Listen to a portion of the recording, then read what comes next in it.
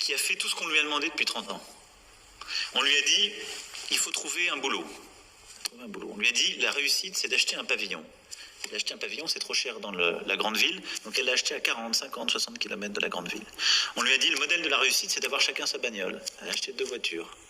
On lui a dit, si vous êtes une famille digne de ce nom, vos enfants, vous devez bien les élever. Il faut qu'ils fassent le conservatoire et puis le club de sport. Donc les samedis, quand ils ont fait les 4 trajets par jour, les samedis, ils vont emmener les enfants. Cette famille-là, vous lui dites aujourd'hui, vous êtes des gros pollueurs de la mort. Vous avez un pavillon mal isolé, vous avez une voiture et vous faites 80, 100, 150 km. Le nouveau monde ne vous aime pas. Les gens deviennent fous. Ils disent, mais j'ai tout bien fait, et y compris l'État français pendant des décennies m'a demandé d'acheter du diesel. Et j'ai acheté du diesel, et maintenant, tout ce que j'ai n'est plus bon.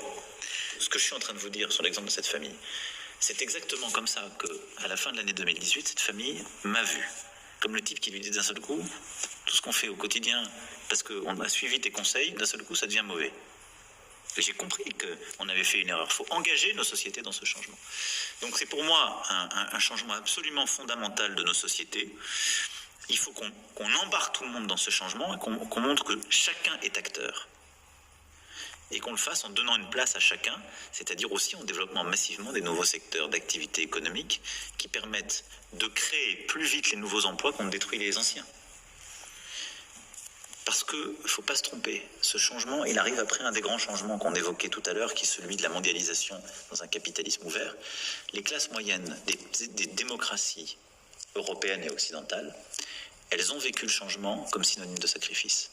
Quand on lui a dit on va changer les trucs pour le mieux, le commerce, elles ont perdu leur job. Si on leur dit maintenant, la transition climatique c'est vachement bien, vos enfants pourront respirer, mais c'est vous qui allez encore en payer le prix parce que c'est votre job et votre vie qu'on va changer, mais pas celle des puissants qui eux vivent dans les beaux quartiers, ne prennent de toute façon pas de bagnole et continueront à pouvoir prendre l'avion pour faire des déplacements à l'autre bout du monde, ça ne marchera pas.